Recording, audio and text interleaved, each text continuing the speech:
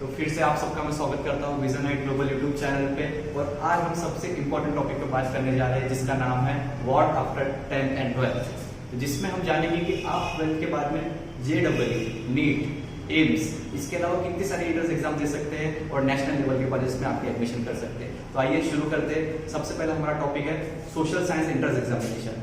क्या आपने 11th और 12th में हिस्ट्री लिया है या ज्योग्राफी लिया है या आप साइंस के स्टूडेंट नहीं है तो आपको चिंता करने की कोई बात नहीं।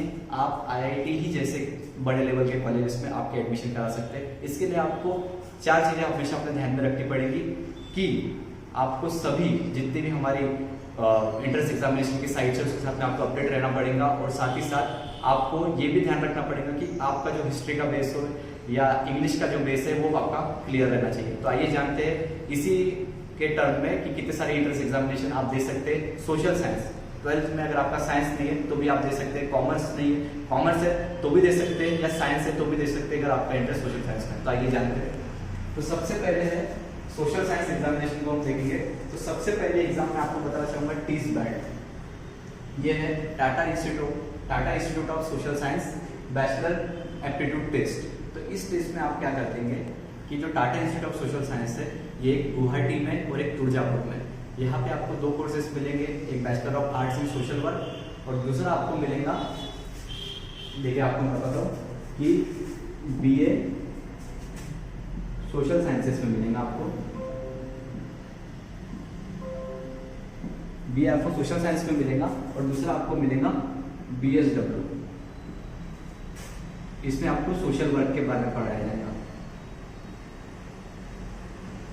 तो ये 2 course Tata institute of social science आपको प्रोवाइड करता है। सोशल साइंसेस में आप पढ़ेंगे history, civics related, human tendency, human psychology, philosophy से रिलेटेड आप सब्जेक्ट पढ़ेंगे सोशल साइंसेस में। और BSW में आप पढ़ेंगे सोशल वर्क से रिलेटेड सभी सब्जेक्ट्स को पढ़ेंगे। ठीक है, तो ये हमारा अवेलेबल है महाराष्ट्र के तुळजापुर कैंपस में और ये अवेलेबल है हमारे गुवाहाटी एंड तुळजापुर दोनों में।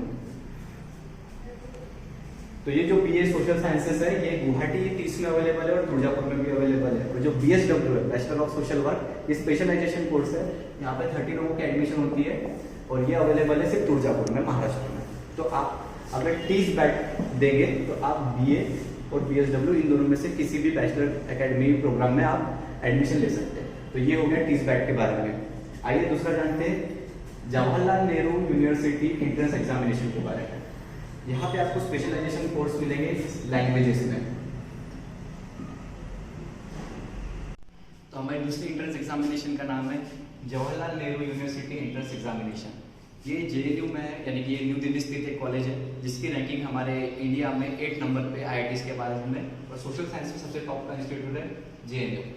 तो इस इंस्टीट्यूट में आपको जो एडमिशन मिलती है बैचलर ऑफ आर्ट्स में, तो आपको एक स्पेशलाइज्ड लैंग्वेज के तहत इसमें एडमिशन मिलती है। जैसे कि ये सब्जेक्ट हो सकते हैं आपके French language, French, Chinese, Russian. यहाँ पे इतने ज्यादा आपको JNU में स्पेशलाइजेशन कोर्स अवेलेबल है लैंग्वेजेस के ऊपर। तो इसमें आप क्या करते हैं कि जब भी आप BA में एडमिशन लेते हैं JNU में, तो यहाँ का सिलेबस है कि आपको जनरल इंग्लिश आनी चाहिए, जनरल नॉलेज रहना चाहिए और आपको इन लैंग्वेजेस के बारे में बेसिक जानकारी रहनी चाहिए जो एंट्रेंस एग्जाम में आपको पूछी जाएगी। ठीक है, तो JNU में जब आपको एडमिशन लेना है किसी भी BA कोर्स के लिए, तो आपको जनरल नॉलेज आना चाहिए, आपको जनरल इंग्लिश आनी चाहिए, प्लस आपको जिस पर्टिकुलर फील्ड में एडमिशन लेनी है उसका आपको बेसिक नॉलेज होना चाहिए। ठीक है, अब आते हैं हमारी दूसरे एग्जामिनेशन की तरफ, PUET स्टेट गवर्नमेंट द्वारा हैंडल की गई एक यूनिवर्सिटी एग्जाम है जिसका नाम है Pondicherry university examination test.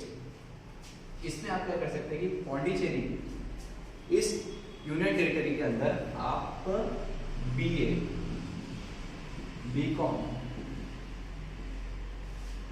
BA, MA, यानी कि अगर आपको इंटीग्रेटेड कोर्स भी करना है यूनिवर्सिटी के अंदर तो आप इस कोर्स में एडमिशन ले सकते हैं। इस कोर्स का भी जो कॉमन सिलेबस है, इन तीनों एग्जामिनेशन का जो कॉमन सिलेबस है वो इसी के अंदर लाया करता है कि आपको जनरल अवेयरनेस आनी चाहिए, क्वांटिटी एबिलिटी, इसके अंदर आपको 10 12 तक का बेसिक मैथ्स आपको सॉल्व करके दिखाना है। कम्युनिकेशन एबिलिटी में इंग्लिश से रिलेटेड जितने भी आपके टॉपिक्स हैं वो क्लियर रहने चाहिए, बेसिक टॉपिक्स रहते हैं 12वीं तक के। दूसरा है general knowledge and current affairs. ये सबसे इंपॉर्टेंट टॉपिक है कि आपको जनरल नॉलेज और करंट अफेयर्स तक के जितने भी करंट अफेयर्स चल रहे हैं बेसिक लेवल पे, एमसीक्यू लेवल पे, आपको इसको सॉल्व करना पड़ेगा। दूसरा है लॉजिकल रीजनिंग।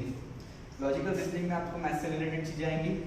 इंग्लिश कंप्रेंशन, जिसमें आपको क्या आएगा कि इंग्लिश में जितने भी होते हैं जैसे कि ग्रामेटिकल एरर, वोकैबुलरी एरर, जितनी भी आपको चीजें इस सेक्शन में आपको पूछी जाएंगी इन तीनों एग्जामिनेशन के तहत में। इसमें आपको कॉन्स्टिट्यूशन के बारे में भी पूछा जाता है जनरल अवेयरनेस में, ठीक है, इन एग्जामिनेशन में। ये सब सोशल साइंसेस के लिए एग्जामिनेशन है। अभी सबसे आईआईटी, अगर आपको जानकर बड़ी खुशी होगी कि आईआईटी इंजीनियरिंग के अलावा भी एक ऐसे कोर्स को आपको पढ़ाती है जिसका नाम है HSEE IIT मद्रास। यहाँ पे क्या होता है कि आप BA प्लस MA की इंटीग्रेटेड डिग्री लेते हो।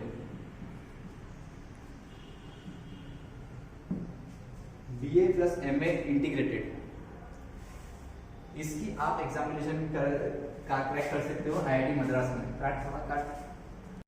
आईआईटी मद्रास एकमात्र ऐसा इंस्टीट्यूट है जिस आईआईटी में आप लोग सोशल साइंस से रिलेटेड सब्जेक्ट पढ़ सकते हैं और उसके एंट्रेंस एग्जामिनेशन का नाम है HSEE।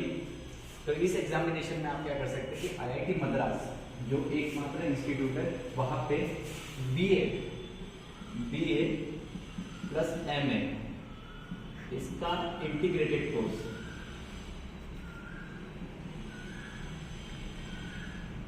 इस कोर्स में क्या होता है कि आपको BA जो 3 साल का है और MA जो 2 साल का है, इसकी कंबाइंड डिग्री आपको मिल जाती है सिर्फ एक एंट्रेंस एग्जामिनेशन पार करने के लिए जिसका नाम है HSEE, ठीक है। तो इस एंट्रेंस एग्जामिनेशन में आपको सिलेबस कैसे तैयार करना है एंट्रेंस एग्जामिनेशन को क्रैक करने के लिए। तो देखिए इंग्लिश क्वांटिटेटिव, अब इसमें क्या होगा कि जो ग्रामेटिकल एरर्स रहते हैं, जो भी पैराग्राफ रहते हैं, या जो भी इंग्लिश में रिलेटेड जैसे ग्रामर मिस्टेक्स वगैरह जो भी टॉपिक है उस टॉपिक को आपको पढ़ना है इंग्लिश क्वांटिटेटिव में। और यहाँ पे आपको ये जो पार्ट 1 है ये कैरी करता है 25% मार्क, ठीक है। जनरल स्टडीज होता है, जनरल स्टडीज में आपको world economy, world geography, environment, इससे रिलेटेड सभी टॉपिक को आपको एंट्रेंस एग्जामिनेशन क्रैक करने के लिए पढ़ना है जनरल स्टडीज में, ठीक है।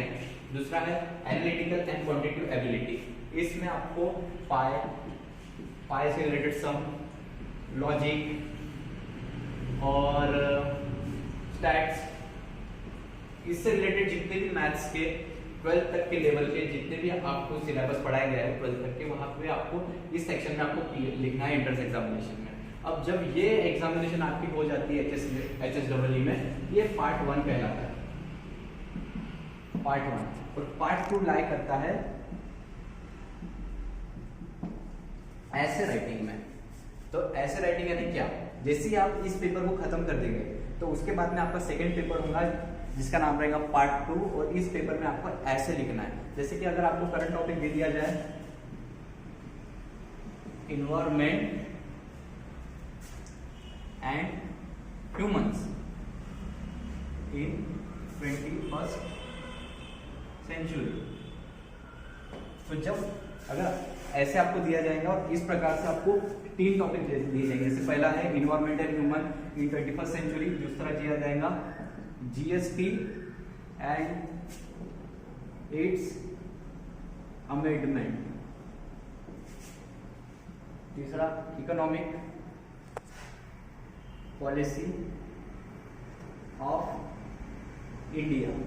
तो जैसे कि आपको 3 टॉपिक दे दिए जाएंगे और उसमें से आपको बोला जाएगा कि किसी एक टॉपिक के ऊपर आप ऐसे लिखे 200 से 250 वर्ड के बीच में।